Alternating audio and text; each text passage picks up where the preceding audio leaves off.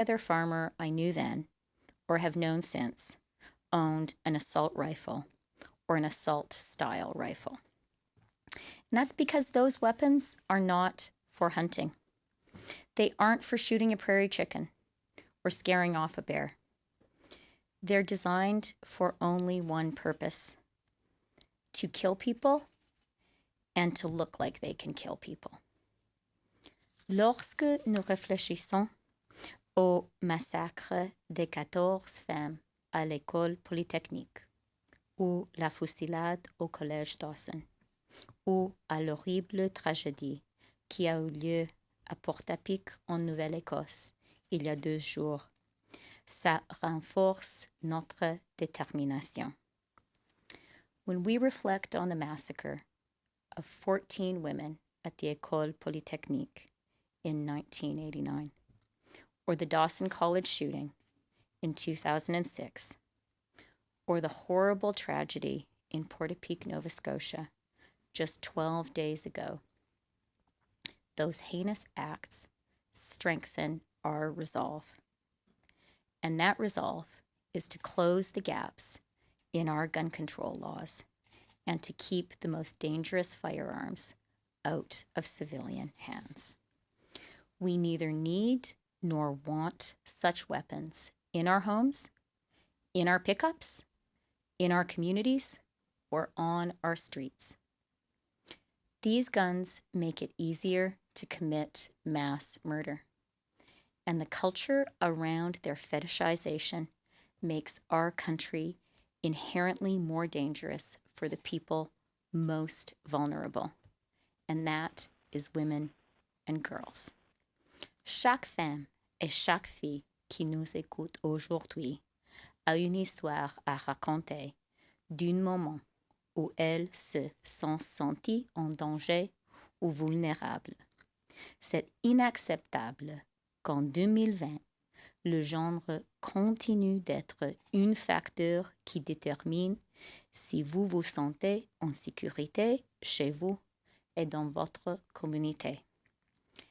Every woman and girl listening today remembers a time when she was made to feel unsafe, vulnerable, or in harm's way.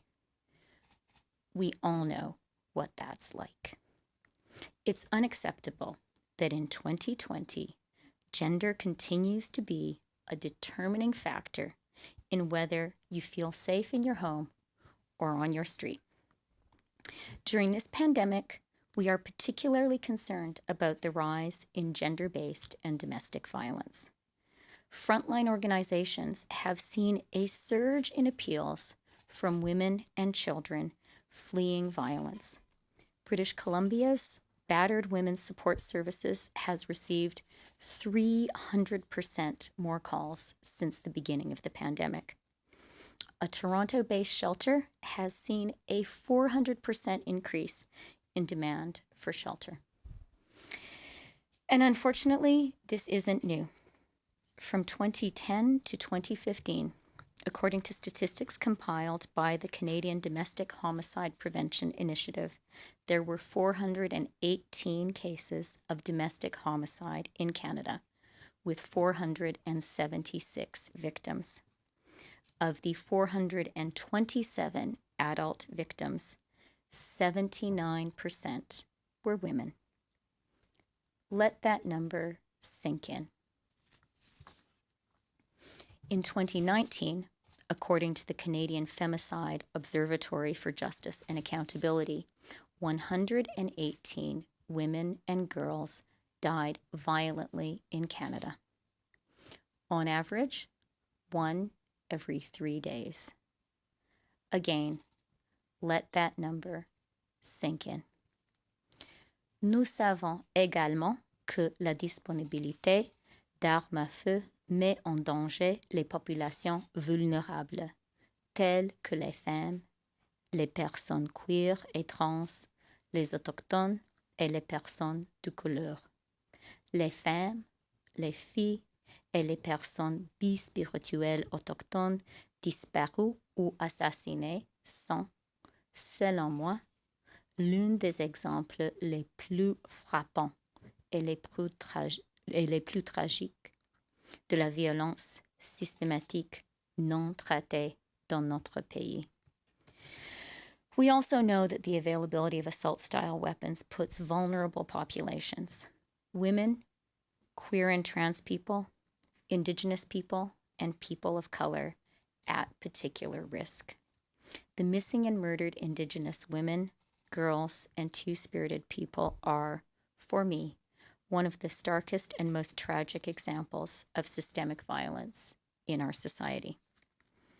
Tackling systemic violence is our collective responsibility, one that requires us to challenge our attitudes, strengthen community support, ensure accountability for perpetrators, and, critically, keep deadly weapons out of their hands.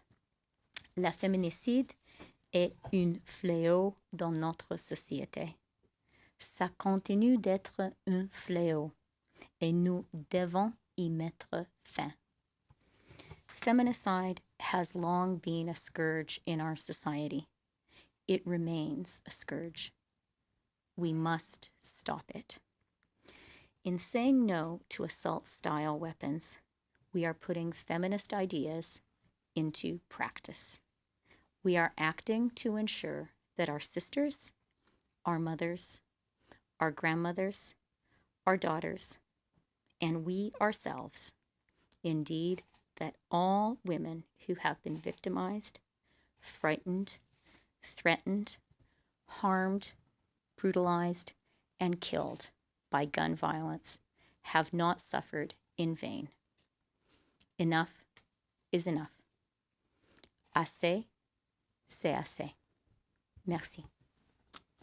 Merci beaucoup, Madame la Vice-Première ministre. On va passer à la période de questions en commençant par le téléphone aujourd'hui. Opérateur, c'est à vous. Thank you. Merci. Première question, Michel Lamarche, TVA Nouvelles. À vous. Oui, bonjour. C'est une question pour M. Trudeau sur le plan d'urgence sur la COVID. On a énormément de courriels, de messages, de